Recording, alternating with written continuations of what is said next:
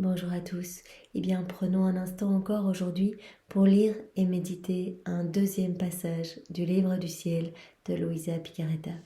Au nom du Père qui m'a créé, du Fils qui m'a sauvé et du Saint-Esprit qui me sanctifie. Amen. Jésus, je me plonge à nouveau en toi, dans ta divine volonté, je m'unis à toi, je m'identifie à toi, je me consume en toi et je te demande, Jésus, eh bien de tout faire en moi. Tu as les commandes de mon existence. Viens, Jésus, viens m'investir de ta présence tout au long de ma vie, tout au long de cette journée et viens particulièrement, et viens dans cet instant méditer toi-même à travers chacune de nos bouches, chacune de nos pensées, chacun de nos cœurs. Remplis-nous de ta sagesse, de ton intelligence, de ton amour. Remplis-nous de tes grâces, de tes bénédictions, pour que nous puissions comprendre tout ce que tu nous dis dans ce nouvel enseignement et que nous puissions laisser ces mots s'infuser en nous, nous transformer et fructifier pour ta gloire, que nous puissions faire beaucoup d'actes en union avec toi, tous ces petits actes du quotidien. Si nous les faisons sans toi, Jésus, ils sont perdus, des actes qui n'auront aucune portée divine. Mais si on t'appelle dans nos actions, toutes les petites actions du quotidien, tout va avoir une portée infinie, divine, magnifique, de la lumière, de l'amour partout qui va se répandre sur la terre. Alors Seigneur, merci pour ce cadeau de la vie dans ta divine volonté. Parle maintenant à travers ma bouche, envoie-moi ton Esprit Saint, que je reste toujours unie à toi, dans ta vérité. Alors le passage que nous allons méditer est celui du 30 octobre 1922. C'est Louisa qui parle. Pendant que j'étais dans mon état habituel, mon toujours aimable Jésus vint et, me faisant pénétrer dans l'immense lumière de sa très sainte volonté, me dit « Ma fille, regarde les prodiges qu'accomplissent les créatures lorsqu'elles agissent dans ma volonté. » Il prend Louisa dans sa divine volonté, vraiment il la met au centre de cette mer immense, son acte unique et éternel d'amour, et dit « Regarde ce que les hommes peuvent accomplir lorsqu'ils sont unis à moi. » En fait, c'est ce que Jésus accomplit en nous. Nous, on n'est rien du tout. On s'unit juste à Jésus et lui, il fait des prodiges en nous. C'est pour cela qu'il dit la vie dans la divine volonté, mais c'est le miracle des miracles, le prodige des prodiges. C'est le plus beau cadeau. Je peux rien offrir de plus beau, puisque c'est moi qui viens m'installer. Lui, vraiment, qui vient avec le Père, le Saint-Esprit. Donc la belle Trinité qui est installée dans notre âme et qui agit, qui prend des décisions à partir de notre cœur. De la même façon que si la Trinité prenait des décisions à partir du ciel. Donc c'est absolument incroyable. Regardons tous les prodiges qu'accomplissent les créatures lorsqu'elles agissent dans ma volonté, lorsqu'elles me laissent agir à travers leur humanité. Dans la mesure où une créature entre dans ma volonté, pense en elle, prie en elle, agit en elle, dans la mesure où elle s'élève jusqu'à moi, et je la sens dans ma voix, dans mes actes et dans mes pas. C'est magnifique. Donc tous ces miracles, tous ces prodiges, s'opèrent. Ces choses qui se passent au niveau spirituel, on n'a pas conscience en fait. On n'a pas idée de ce qui se passe quand on s'unit à Jésus, comme il dit, quand vous priez dans ma divine volonté, que vous agissez, que vous regardez dans ma divine volonté, que vous marchez dans ma divine volonté, que vous travaillez dans ma divine volonté. C'est magnifique en fait. C'est moi qui viens le faire en vous. Donc ce sont mes actions à travers vos mains, ce sont mes pas, c'est moi qui mets mes pieds dans vos pieds, c'est moi qui marche. Et donc il y a des répercussions partout. Parce que Jésus, quand il marchait, il allait à la recherche d'âmes à sauver, à sanctifier, à purifier, etc. Quand il regardait Jésus, il faisait couler son amour dans les cœurs pour vraiment les faire s'ouvrir, pour vraiment y déverser grâce, bénédiction et cadeaux. Quand il pensait, tout était tourné vers la Trinité, vers le salut des âmes, etc. Donc à chaque fois qu'on s'unit à Jésus, on reçoit tous les fruits des actions de Jésus, qui sont distribués non seulement dans notre cœur, mais dans tous les cœurs. Donc il dit, c'est vraiment le prodige des prodiges. Et vous n'avez rien à faire d'autre que de me donner votre oui au début de la journée, et puis pendant la journée. Appelez-moi dans vos petites actions. C'est pas difficile. Et ce que vous allez faire sans moi, malheureusement, vous allez devoir le refaire au purgatoire. Toutes ces choses qu'on fait sans penser à Jésus, même si elles sont tout à fait saintes, pieuses, je prie, je prie, mais je ne m'unis pas à Jésus. Par exemple, je fais un acte de charité, mais je ne m'unis pas à Jésus. Je suis pas dans sa divine volonté, mais par exemple, je partage à quelqu'un. C'est un acte très beau, c'est bien, c'est vraiment... mais ce n'est pas fait par moi. Donc, quand c'est fait par moi, que vous me laissez vivre dans votre cœur, et que je viens vraiment faire rejaillir mon amour dans votre acte de charité, je vais nettoyer parce que tout ce qui provient de vos volontés propres. Parce que même un acte de charité, par exemple, donc je prends vraiment l'exemple d'un acte super beau, eh bien, il y a toujours un petit peu d'orgueil, un petit peu de, voilà, on cherche la reconnaissance d'autrui, pouvoir en parler, etc. Oui, j'ai été aidée avec la Croix-Rouge, etc. Jésus dit, quand on vit dans la divine volonté, c'est un cadeau que l'âme me fait. C'est vraiment, elle veut ce que je veux, que ma volonté soit accomplie sur la terre. Et donc elle me laisse tout faire. En fait, c'est un acte d'humilité. Elle accepte vraiment de mourir à elle-même pour me laisser toute la place. Donc elle accepte de crucifier ses regards, ses paroles, tout ce qui résulte de son ego, de sa volonté propre, ses actions. C'est très facile de se laisser glisser dans sa volonté propre. Il y a une conversation, des personnes qui critiquent, on fonce dedans, et voilà, on a le choix, on va prier, on s'unit à Jésus ou on reste à la maison. Et bien voilà, on peut facilement glisser dans les choses et bien plus du monde, plus résultant de nos volontés. Mais à ce moment-là, ces moments sans Jésus, et bien lui causent une mort. Et on va devoir réparer ça. On va devoir réparer au purgatoire, refaire ces actions qu'on aura faites sans Jésus. Mais dans la divine volonté, tous les moments où on a oublié de s'unir à Jésus, on peut les refaire ici-bas. En s'unissant à Jésus, on dit je me plonge en toi dans ta divine volonté et je refais toute ma vie. Je refais toute cette journée, je refais la vie de tous mes proches, je refais la vie de tous les hommes de tous les temps. Et ainsi, eh bien, le Seigneur va recevoir cette compensation d'amour, de gloire, qu'il ne reçoit pas la Trinité. Elle attend à chaque instant que toutes nos actions soient tournées pour bénir, que nos yeux soient tournés vers le ciel, que nos pas ne marchent que vers notre sanctification, que nos battements de cœur ne battent qu'à l'unisson avec Dieu. Ils attendent ça, la Trinité. Et on ne fait rien de tout ça. On ne vit que pour nous, pour les voyages, pour les... Voilà. Et le Seigneur dit, vous avez le choix. Voilà, ou vous le faites ici, dans la divine volonté, vous refaites vos vies, et vous faites tout avec moi ici, et ensemble, on va vraiment travailler tous les cœurs, on va pouvoir réparer, compenser, etc. Tous les fruits de ma rédemption vont pouvoir être distribués à travers vous. Ou alors, vous vivez sans moi, une petite vie ici. Ça ne vous empêchera pas d'aller au paradis un jour. Vous pouvez faire des actes tout à fait pieux, etc. Mais voilà, vous allez acquérir peut-être des vertus, mais c'est toujours teinté un petit peu d'amour propre, etc. Et donc, voilà, la marche sera plus difficile. C'est comme il avait pris l'image, eh bien, vous pouvez accéder au ciel, mais par l'escalier de bois, vraiment difficilement. Et alors, c'est des petits personnages, Jésus montrait à Louisa, voilà, comme des petites âmes un peu trapues, voûtées, qui montaient par l'escalier de bois. Difficile, vraiment, par l'exercice d'effort, de prière, de mortification, de sacrifice, etc.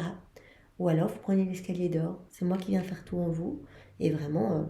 voilà, c'est moi qui vous nettoie, c'est moi qui fais tout en vous. Et en vivant dans ma divine volonté, eh bien, vous accédez directement au ciel. Puisque voilà, toute votre vie va être remplie à ras-bord de mon amour, c'est moi qui vais venir pallier eh bien, tous ces espaces dans votre âme. À chaque fois qu'on vit dans nos volontés propres, qu'on fait quelque chose tout seul sans Jésus, il y a un petit espace dans notre cœur. Et Jésus dit, dans la divine volonté, eh bien, je viens remplir tous ces espaces. Et donc, il ne pourra y avoir cette union au paradis que quand votre âme sera pleine de Dieu, en fait.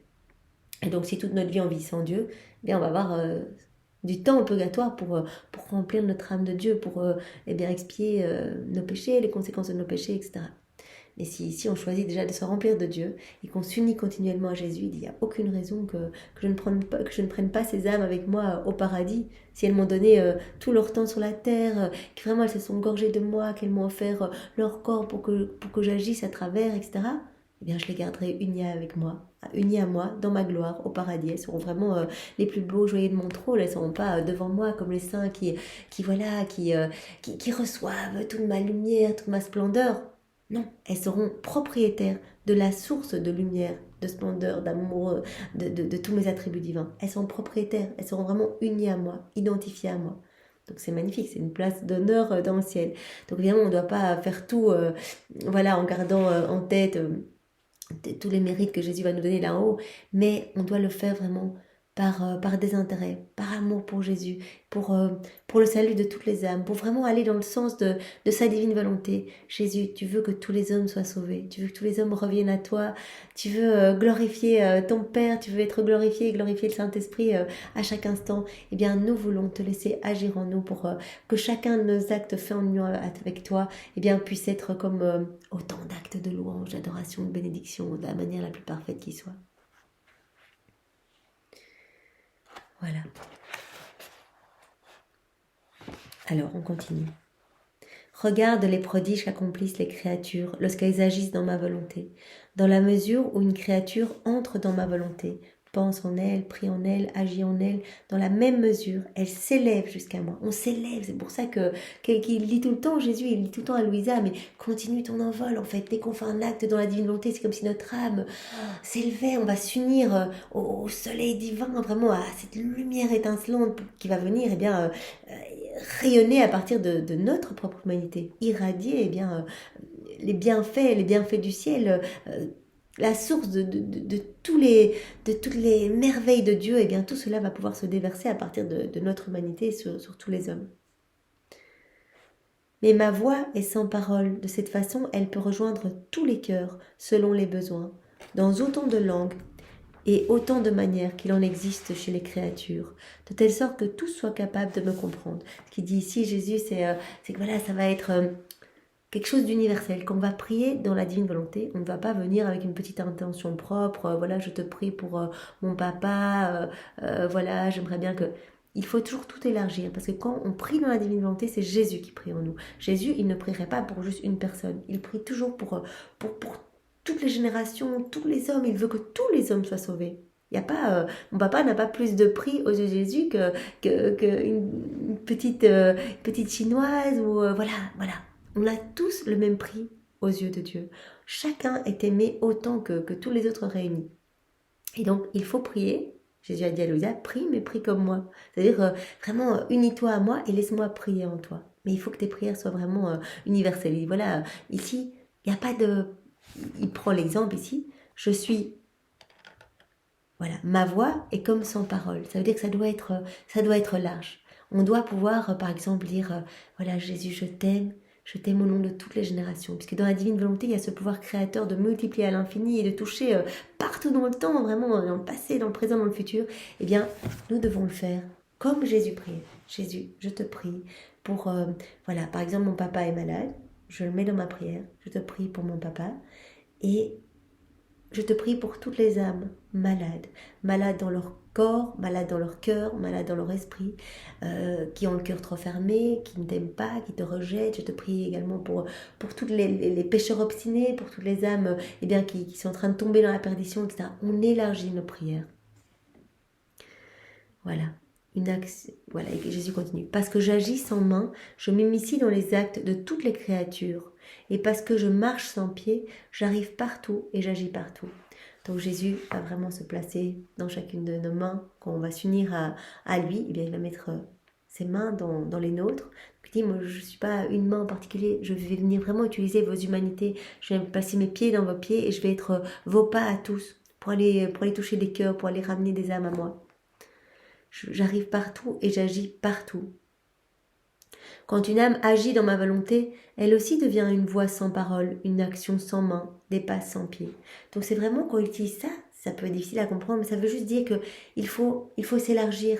On ne doit pas agir de manière limitée. Si on va laisser Jésus, on va laisser les prières de Jésus toucher partout toutes les générations, toucher les âmes dans le ciel, les âmes du purgatoire qui vont gagner des grâces, qui vont être bénies, qui vont être rafraîchies par tous les actes que l'on fait dans la divine volonté.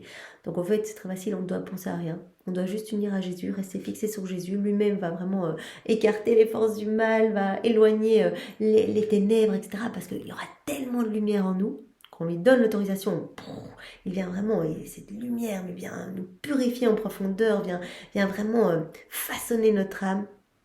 Et donc toute cette lumière va rejaillir au point tel que les démons, Satan, il a horreur de cette lumière, donc il s'enfuit, il part loin, il va essayer de nous faire quitter l'état de la divine volonté, parce que c'est quelque chose, il a horreur de ça, il voit se créer dans les âmes, ce paradis, ces ciels, à chaque fois qu'on fait un acte dans la divine volonté, c'est un nouveau ciel, des étoiles, un soleil magnifique, quelque chose de magnifique à chaque acte.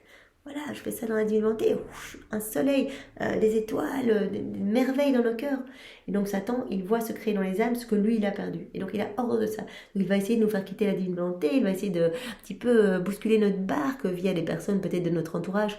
Mais si nous sommes connectés, fixés sur Jésus, nous allons rester stables. Il va nous donner sa force, sa paix, sa constance, sa persévérance. Il va nous donner tous ses attributs divins pour que nous restions toujours unis à lui. Et au plus nous allons lire au plus nous allons être forts, nous allons être remplis de sa lumière, au plus nous allons recevoir des grâces aussi. Parce que Jésus nous le dit, mais tout le temps, dans tous les livres, il dit, mais à chaque fois qu'une âme s'ouvre à moi, mais moi qui aime tellement les hommes, qui suis fou d'amour, mais fou, en déliré tellement j'aime chacun de mes enfants. Quand une âme s'ouvre à moi, je suis tellement heureux. Mais je donne, mais vous n'avez pas aidé. Je vais donner les grâces, mais que tous ceux qui n'en veulent pas, tous ceux qui me les rejettent, tous ceux qui ont le cœur fermé, eh bien, toutes ces grâces-là, je vais les donner au cœur qui s'ouvre. Donc nous, là maintenant, on prend ce temps pour Jésus, on lui dit qu'on l'aime, on ouvre nos cœurs et on reçoit. Et donc à chaque fois qu'on se plonge dans ces écrits du ciel et qu'on est vraiment disposé pour recevoir, on va recevoir à profusion des torrents de cadeaux. Et notre vie va comme ça se transformer, nous allons être émerveillés de voir à quel point les choses du monde vont perdre en importance dans nos vies. Combien nous allons être de plus en plus, plein d'amour pour Jésus. En fait, vraiment, notre vie, elle va se reconstruire autour de Jésus. Puisque vraiment, c'est lui qui va être dans notre cœur. Et bien, voilà, tout va être centré autour de Jésus. Et c'est le travail de la grâce, c'est ce qui va opérer en chacun de nous. Si nous lui laissons le temps d'agir, parce que cela ne se fait pas du jour au lendemain, mais si tous les jours on est là, oui, on est là, Jésus. Et c'est ça qu'on fait, c'est ça, c'est vraiment offrir ces moments en gage de notre constance, tous ces moments où on reçoit des connaissances, des vies divines. Eh bien, Jésus est immensément content. Ces moments où on parle de sa divine volonté, eh bien, ça le glorifie, mais d'une manière magnifique. Et donc, il donne, il donne, il donne. Donc c'est vraiment magnifique. Donc merci d'être là tous les jours parce que nous recevons et cela vaut la peine. Nos vies vraiment se transforment. Comme je sens l'âme toujours unie à moi dans ma divine volonté, je ne me sens pas seule. J'aime d'autant plus la compagnie des créatures que par mon amour je les divinise, les enrichis et leur accorde des grâces au point d'étonner le ciel et la terre. Donc comme je viens de dire, voilà, en fait il va nous diviniser, il va nous sanctifier, toutes nos misères, nos petites choses vraiment purement humaines.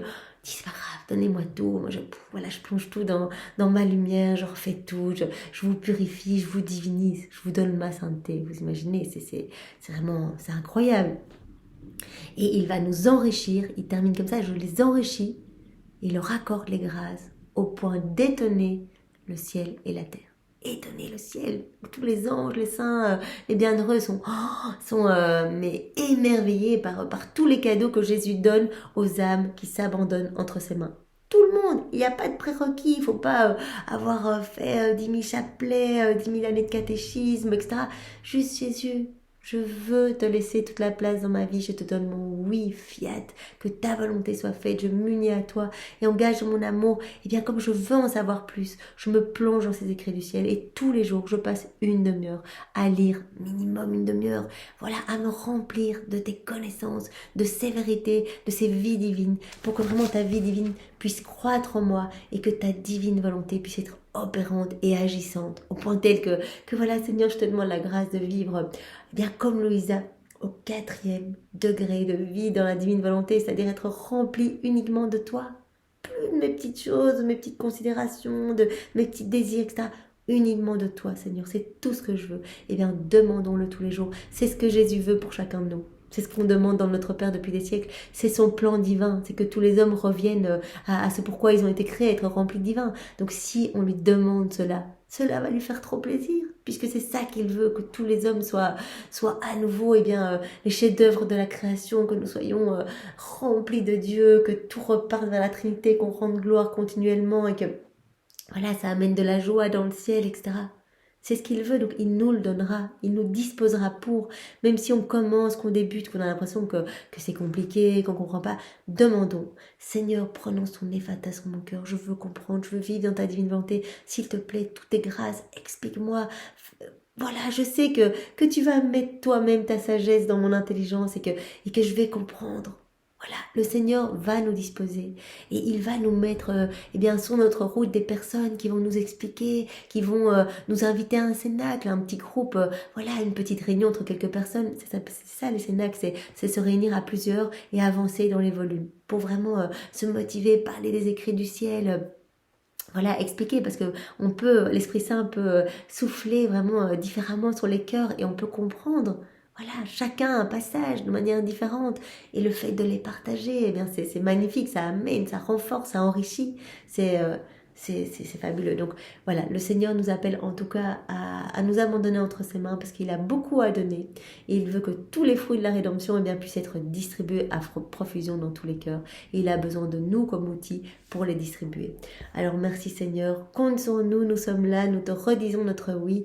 Nous t'aimons, nous t'adorons, nous te louons, nous te bénissons dans ta divine volonté, au nom de toutes les générations, avec ton amour, tes adorations, tes louanges et tes bénédictions. Et nous le faisons particulièrement aujourd'hui, au nom des âmes du purgatoire, voilà, qui ne peuvent plus prier pour elles-mêmes, au nom des agonisants, de toutes ces âmes qui vont mourir aujourd'hui, au nom de tous les pécheurs obstinés, toutes ces âmes voilà, qui ne veulent pas de toi et qui continuent obstinément à se perdre, à se remplir de ténèbres et de noirceur, de puanteur, au nom des âmes qui te sont consacrées, qui t'ont promis fidélité, Seigneur, qui sont là pour te soutenir, pour t'aimer, pour te consoler, et qui malheureusement parfois eh bien, s'écartent du chemin et te laissent seul, Seigneur. Tu le dis dans les 24 heures de la Passion, je suis tout le temps seule.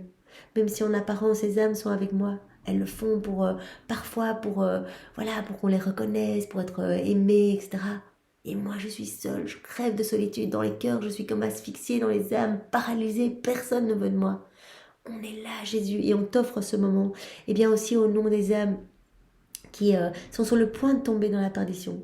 Toutes ces âmes qui n'ont pas foi en ta miséricorde, plus foi en ta miséricorde, ces nouveaux Judas, Seigneur, qui parfois eh bien, ont tellement honte de leur noirceur qu'elles n'osent pas s'exposer à toi et choisissent eh bien, le chemin vers Satan, Seigneur.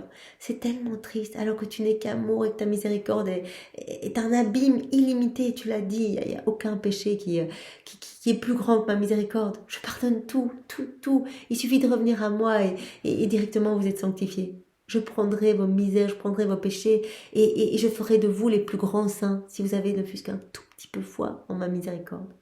Je ferai des plus grands pécheurs les plus grands saints s'ils ont un tout petit peu de foi, grande comme un grain de moutarde, en ma miséricorde, en mon amour, s'ils reviennent à moi. Donc c'est pas difficile, le Seigneur fait tout le boulot, il nous demande juste de venir à lui. Allons nous confesser, demandons pardon et faisons-le régulièrement. Quand nous sommes devant le prêtre, nous sommes devant Jésus. Nous devons faire abstraction, voilà, peut-être du prêtre que nous connaissons, et nous sommes un peu gênés d'aller exposer nos péchés. Mais c'est Jésus qui nous attend avec son bain de lumière. C'est Jésus qui nous dit, viens mon enfant, je suis comme le Père. Tu es le Fils prodigue, tu reviens à moi.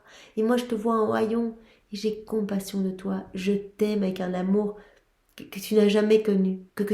Tu peux pas t'imaginer mon amour. Ouvre-toi à mon amour, laisse-moi le déverser dans ton cœur pour que tu puisses brûler de mon amour. Que tu puisses être tellement embrasé que tu deviennes une torche ici-bas, un témoignage vivant pour ma gloire.